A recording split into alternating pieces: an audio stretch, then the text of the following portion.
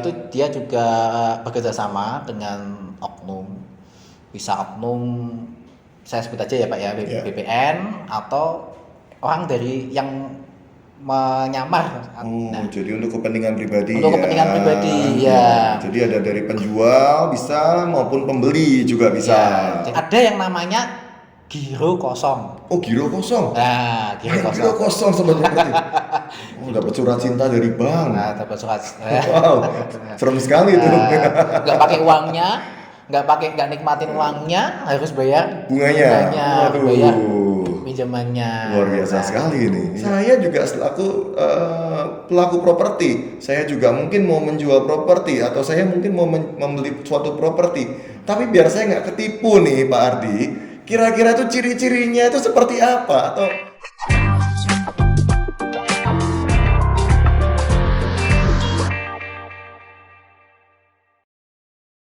halo Sobat Properti, apa kabar? Ketemu lagi dengan saya, William, selaku member broker dari Century 21 Platinum Semarang. Apa kabar semuanya? Kali ini saya nggak sendirian, saya ditemani oleh salah satu marketing associate kami, yaitu Ardi. Apa kabar Mas Ya, Ardi? baik Pak William. Oke, salam sehat. Salam sehat juga. Oke, kali ini kita akan membahas mengenai mafia tanah, ya.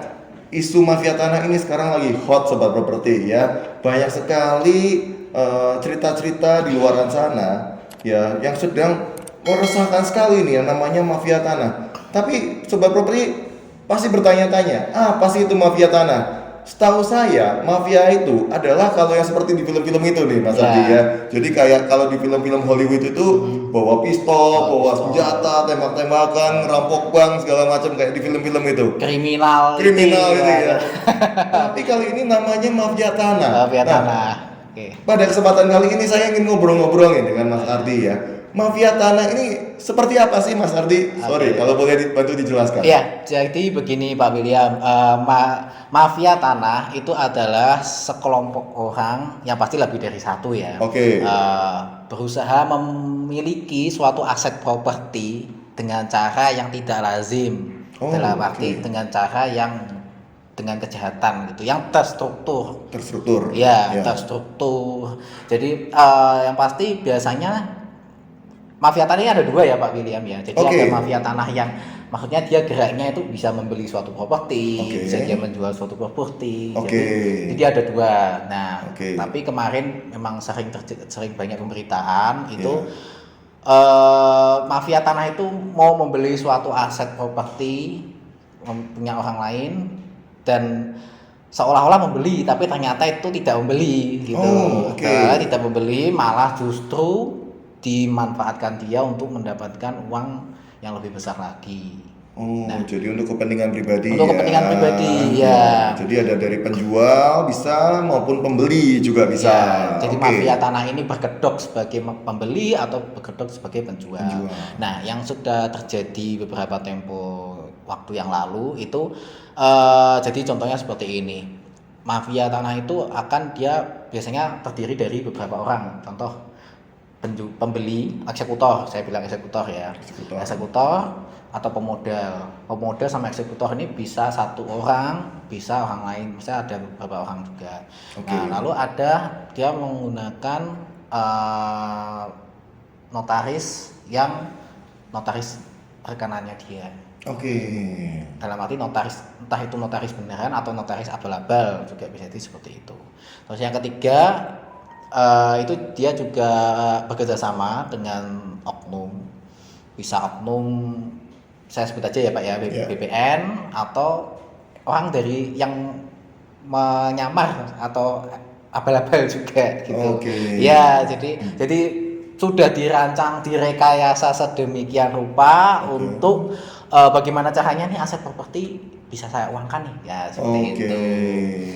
Ya, jadi yang sudah pernah terjadi sebelumnya seorang pura-pura sebagai pembeli, kemudian malah justru dia menjaminkan sertifikat milik penjual dan itu tanpa disadari penjual seperti itu. Oke.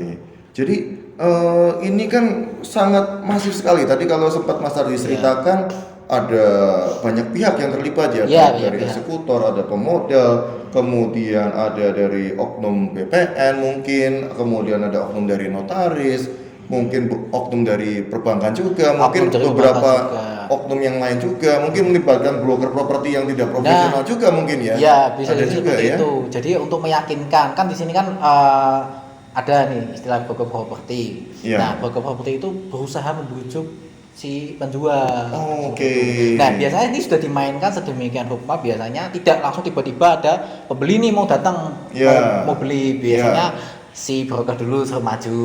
Oke. Ini mau saya tawarkan untuk ke calon pembeli, ada calon Oke. buyer, kemudian ditawarkan dulu survei sekali, gitu Oke. kan, survei sekali, nanti, oh ini saya cocok dengan Oke. lokasi propertinya semacam itu. Ya.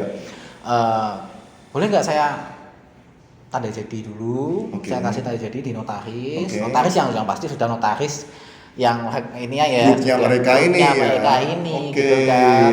Nah, notaris yang grupnya mereka ini, kemudian dia minta untuk tanda tangan PPJB, Oke. tanda tangan PPJB dulu. Nah, setelah tanda tangan PPJB, si mafia ini Oke. mau pinjam sertifikatnya untuk cek ke BPN, misalkan seperti Oke. itu. Saya mau cek sertifikat nih, ya kan kalau saya Oke, buktikan, oke, saya oke. harus pastikan legal lah, bahasanya mereka gitu. Oke. Nah, di sisi lain si penjual ini karena tadi saya juga ini flashback bentar ya Pak ya. Penjual yang rentan terkena Ya. tipu daya. Ini ciri-cirinya Nah, biasa ciri-ciri. seperti apa sih? Yang banyak diincar Nah, oleh si mafia tanah ini banyak seperti apa sih biasanya? Banyak Contohnya. diincar itu ini yang pasti orang itu minim pengetahuan tentang properti, tentang Oke. investasi properti, tentang legalitas properti, dia sangat minim sekali. Oke. Yang kedua biasanya orang BU butuh Orang uang, BU, butuh ya. uang gitu kan. Oke. Jadi kalau orang butuh uang tuh kayak dipaksa, kayak di gini tuh secara psikologis mereka tuh terdorong, wah iya nih saya mau bentar lagi dapat duit nih kan, iya. seperti itu. Diiming-imingi gitu ya. gitu kan. Diiming-imingi. Diiming-imingi. Yaudah lah, saya sudah nunggu lama nggak laku-laku, saya pengen rumah ini segera laku, Iya. gitu. Ya udahlah dipinjam dulu, nanti kan saya juga dikasih KTP-nya lah, padahal KTP-nya itu juga tidak direkayasa seperti Oke. itu. Nah, KTP itu sudah direkayasa, semua sudah direkayasa semua. Oke. Nah, tanpa disadari sertifikatnya dipinjam. Nah, apabila sertifikat sudah pindah tangan, si mafia itu dapat dengan leluasa menggunakan sertifikat itu untuk mencari mencairkan Iya, iya, uang iya, atau iya. mencari keuntungan itu gitu Pak. Oke. Nah, Jadi yang selanjutnya ada lagi nih. Oh, ada yang lagi? kemarin, Oke. itu orang-orang tua. oke. Seperti yang sudah terjadi sebelum-sebelumnya ya. Ini Iya, saya iya, ini iya. saya berdasarkan data dari suatu media gitu Oke. kan. Itu juga orang-orang tua itu kan di samping dia juga sudah mungkin kurang pengetahuan propertinya, terus kemudian wah ya ini sebentar kita dapat uang nih gitu. Oke. Ya akhirnya dia kurang detail untuk menseleksi ini benar calon buyer atau tidak. Oke. Gitu Pak. Begitu. Baik. Jadi kebanyakan adalah orang-orang yang memang satu butuh uang ya Mas Ya, satu butuh uang. Butuh uang, kemudian rentan terhadap tipu daya, mudah mempercayai orang, Iya. ya, kemudian didukung dengan kurang pengetahuannya dia Iya. juga, kemudian kelemahannya dia juga. Jadi ini hal-hal yang dimanfaatkan oleh si komplotan-komplotan mafia tanah ini ya, Iya. Mas Ardi ya. Dan komplotan mafia tanah ini mungkin jumlahnya bisa banyak ya, bisa 10, Banyak, bisa 20 orang. bisa 20 orang. Oke, berarti ini sudah komplotan dan sangat masif, Ya. sobat properti ya. Jadi modusnya sangat rapi sekali ya di sini ya. Modusnya Mas Ardi, sangat ya? rapi, tidak terlihat bahwa itu dia mafia. Oke. Bisa saja tadi ya seperti dia menggunakan agen properti Ya. yang pasti tidak bersertifikat, tidak berlabel, maupun Oke. juga lebih parahnya lagi tidak berkantor, Ya. tidak ada kantornya gitu kan. Oke. Nah itu dia yaudah Pak, ini mumpung ada calon pembeli nih, susah Oke. nih cari pembeli rumah bapak nih susah sekali barangkali. Nah tergiur nih, ini penawarannya bagus, dia mau kasih DP katakanlah 10 juta dulu, Ya. tapi dia mau pinjam sertifikat sehari aja untuk ini. Oh, berarti tetap berani keluar uang ya untuk Oh, memberikan iya. ini ya, Iya, janji palsu nih ibaratnya nih Mas Ardi. Ya karena gini Pak, targeting si mafia ini itu dia bukan properti yang harga 200, 300, 500 juta, Oke. tapi properti yang nilainya sudah harga di atas mungkin 5M, nggak di atas sekian M gitu. Jadi memang Ya. ya ada modalnya gitu kan, mafia itu ada modalnya sih Oke, memang. ya. Nah itu untuk mengelabui, untuk merekayasa suatu mau untuk beli properti milik orang tersebut, dia harus bagaimana caranya ini supaya meyakinkan orang Oke. tersebut. Nah, ini pembicaraan mengenai mafia tanah ini sangat menarik sekali ya sobat properti ya. Tapi jangan lupa nih, tolong klik dan subscribe ya di bawah ini ya, link di bawah ini. Ya, jangan lupa. Oke. Kita lanjutkan lagi pembicaraan kita ini, Mas Ardi. Sangat menarik sekali nih mengenai mafia properti. Nah, sekarang modusnya kita sudah tahu ya. Ini lagi marak sekali ini di tanah air ya saat ini ya mengenai penipuan berkedok properti oleh si mafia-mafia tanah ini. Tidak hanya tanah ya, mungkin rumah maupun yang lainnya ya. Tanah, rumah, apartemen. Apartemen, wah banyak sekali ya properti-properti ini ya. Tanah, rumah, apartemen, benar sih. Banyak sekali. Nah, gimana sih cara kita mengenali nih ciri-cirinya si mafia tanah ini seperti apa nih? Mungkin dari sobat properti kan juga bertanya-tanya ya. Saya juga selaku pelaku properti, saya juga mungkin mau menjual properti atau saya mungkin mau membeli suatu properti. Tapi biar saya nggak ketipu nih Pak Ardi, kira-kira tuh ciri-cirinya itu seperti apa? Atau mereka tuh gimmicksnya seperti apa? Atau permainannya seperti apa sih Pak Ardi? Jadi gini, permainan mereka itu mereka pasti akan melakukan yang sudah di skenario itu, dia akan melakukan penawaran yang menggiurkan. Oke. Nanti kita lihat dari dua sisi ya. Yang pertama sisi dari segi pembeli. Pembeli, Nah, oke. dari segi pembeli dia akan melakukan penawaran. Harganya kita katakanlah buka harga 5M misalkan. Oke.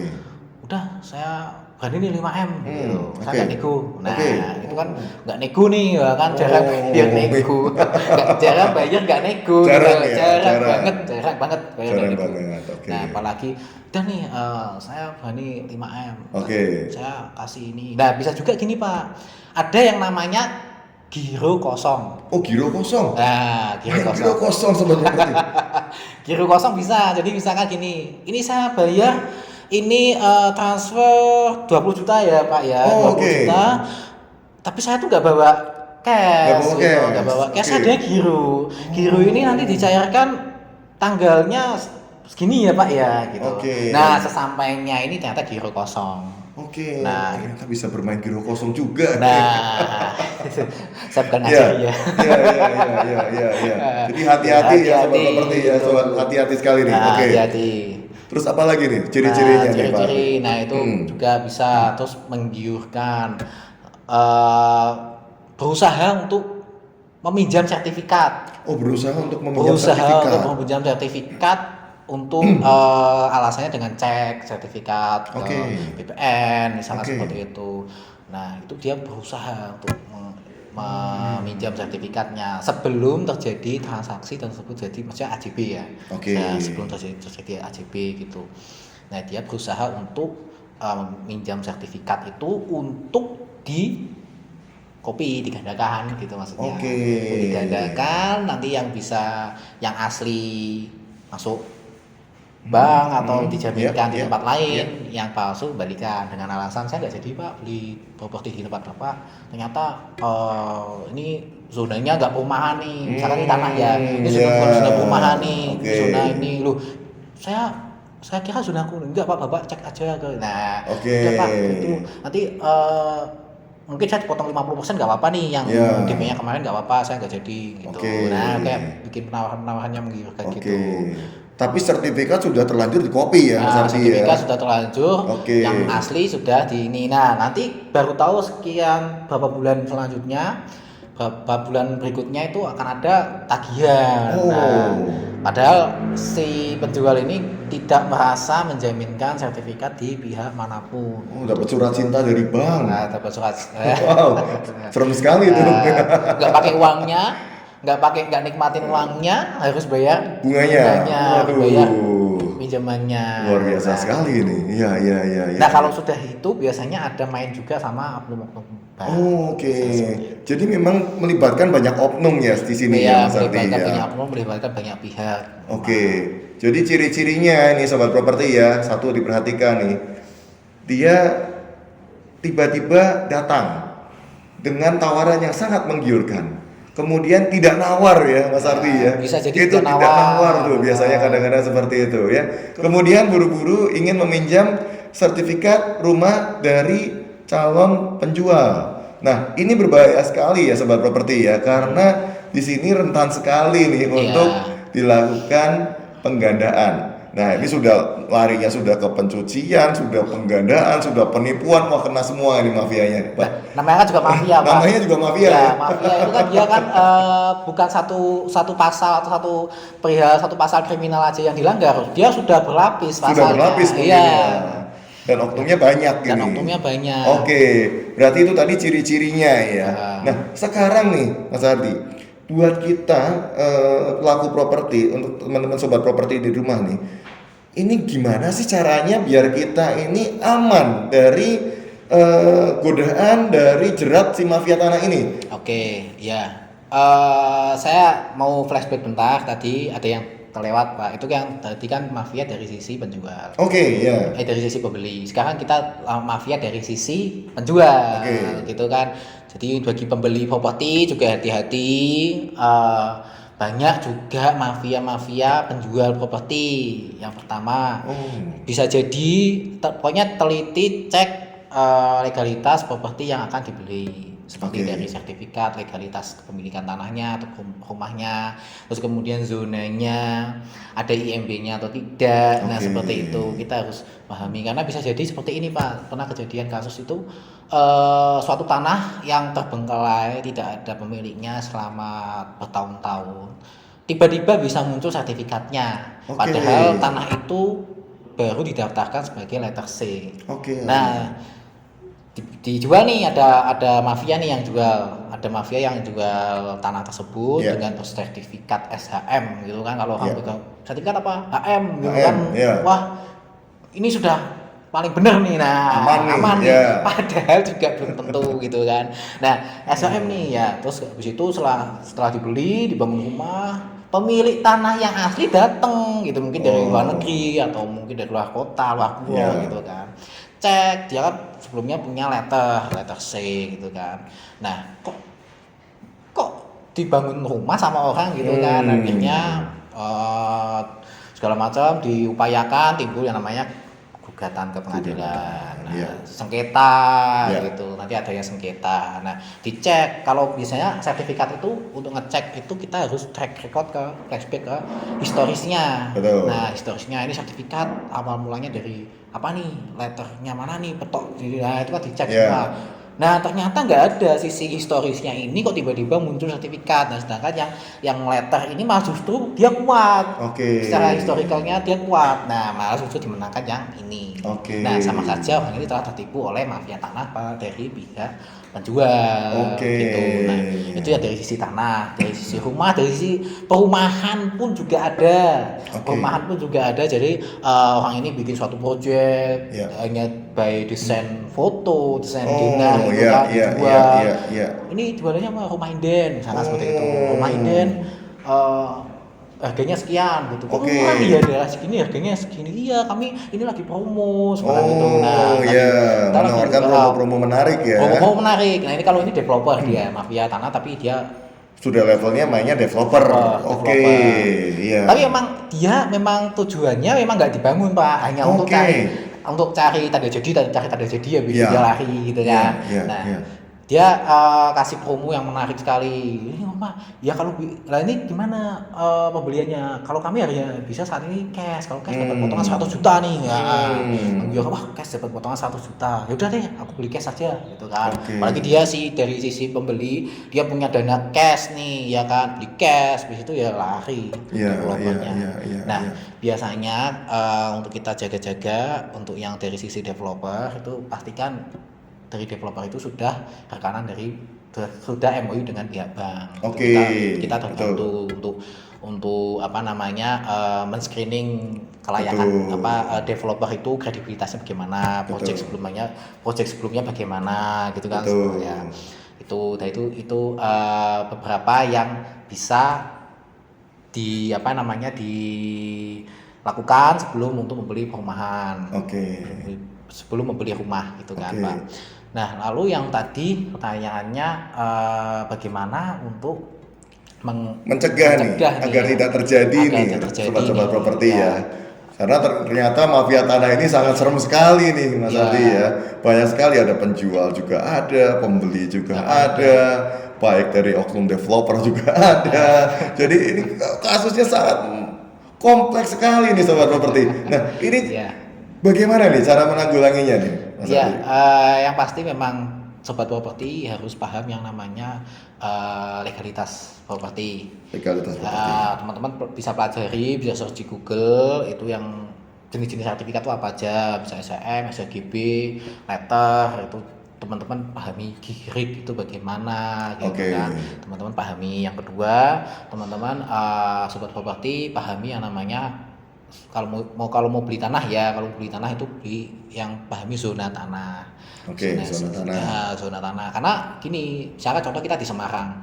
Tidak semua lahan di Semarang itu buat perumahan. Jadi lahan perumahan tuh ada sendiri, lahan untuk perkebunan tuh ada sendiri, lahan untuk sawah ada sendiri, lahan untuk tambak ada sendiri, makam ada sendiri, dan industri ada sendiri. Nah, itu ada plottingnya, tidak sembarang tanah itu bisa untuk dibangun rumah gitu. Oke.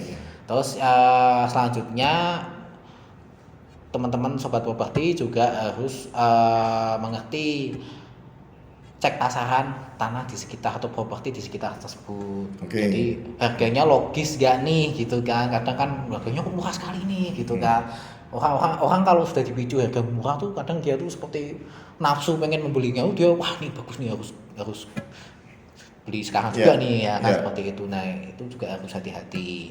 Jika sobat properti akan melakukan transaksi properti, pastikan menggunakan notaris yang sudah kredibilitas, yang sudah memiliki kredibilitas atau nama yang cukup terkenal dan track record yang bagus gitu.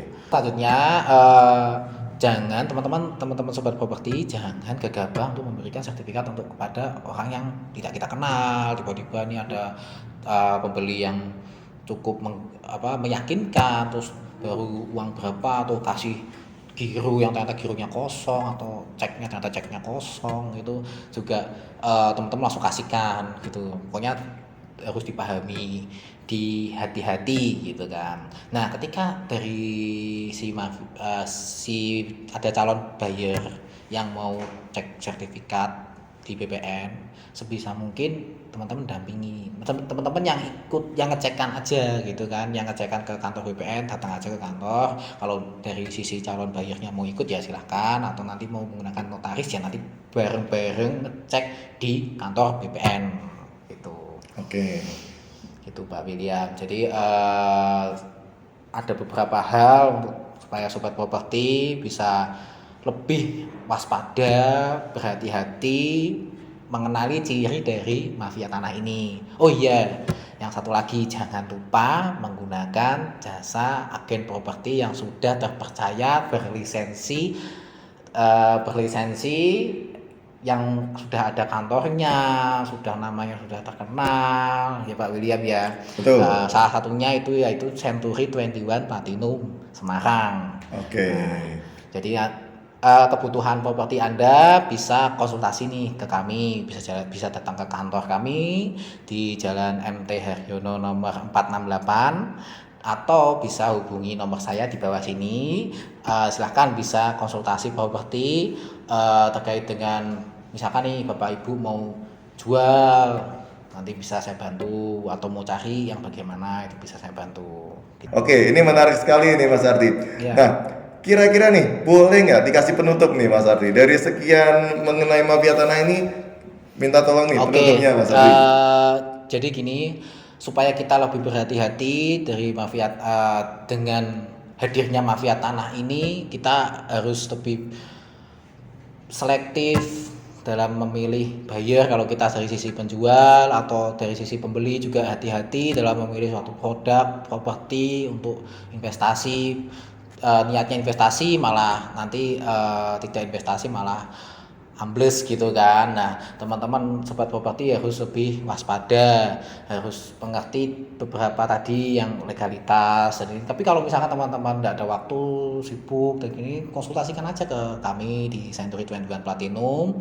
Kami akan bantu semaksimal mungkin dengan pelayanan yang luar biasa kepada sobat properti sekalian gitu. Dan yang terpenting adalah waspadalah dah itu.